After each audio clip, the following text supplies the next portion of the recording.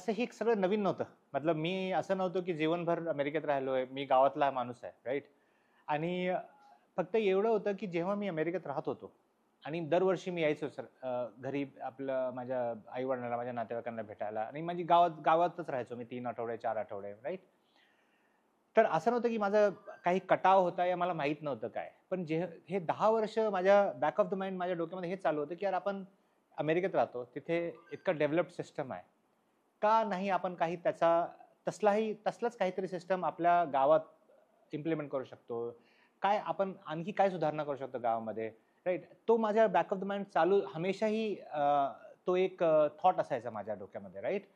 आणि मला असं वाटलं 10 वर्षाच्या नंतर एक टाईम आला होता. अगर मी आणखी लेट केलं असतं तर मला वाटतंय मी ती अपॉर्च्युनिटी मिस केली असती. त्याच्यामुळे मी म्हटलं यार आता आपला एक टाईम आहे. आपल्याला एक निर्णय घेणं गरजेचं आहे आणि तो निर्णय घेतला आणि म्हटलं यार चला आपण परत जाऊ आणि काहीतरी जो माझा एक्सपिरियन्स आहे कॉर्पोरेटचा म्हणा या टेक्नॉलॉजीचा म्हणा, तो कसा आपण आपल्या गावातल्या इकॉनॉमीसाठी वापरू शकतो.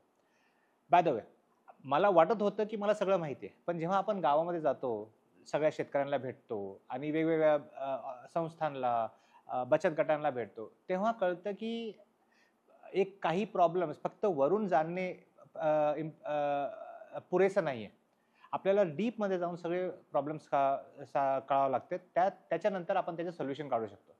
तर जेव्हा मी परत आलो, तर आम्ही 1 वर्ष फक्त फिरत होतो. फक्त लोकांना भेटत होतो. लोकांशी तिथे मी बसायचो, ऐकायचो, ऑब्झर्व्ह करायचो. त्याच्यानंतर थोडे डीप इश्यूज मला कळायला लागले. कारण की एक सुपरफिशियल माझे माझे वडील आणि माझे नातेवाईक सगळे शेतकरी आहेत. पण मी स्वतः शेती आजपर्यंत केली नव्हती. तर त्याच्यासाठी मला एक एक एक सुपरफिशियल नॉलेज तर होतं, पण डीप नॉलेज अनलेस मी त्याच्यामध्ये घुसलो, तोवर कळालं नाहीये. तर माझ्या शॉर्ट आन्सर आहे क्वेशनचा, की माझ्या डोक्यात पहिल्यापासूनच होतं, की मला काहीतरी करायचं आहे आपल्या रुरल इकॉनॉमीसाठी. फक्त त्याला टाईम देणं आणि ते समजून घेणं गरजेचं होतं. त्याच्यासाठी मी परत आलो आणि मग 1 वर्ष त्याला दिलं समजून घ्यायसाठी. नंतर मग आम्ही भारतात हा प्रकल्प स्टार्ट केला.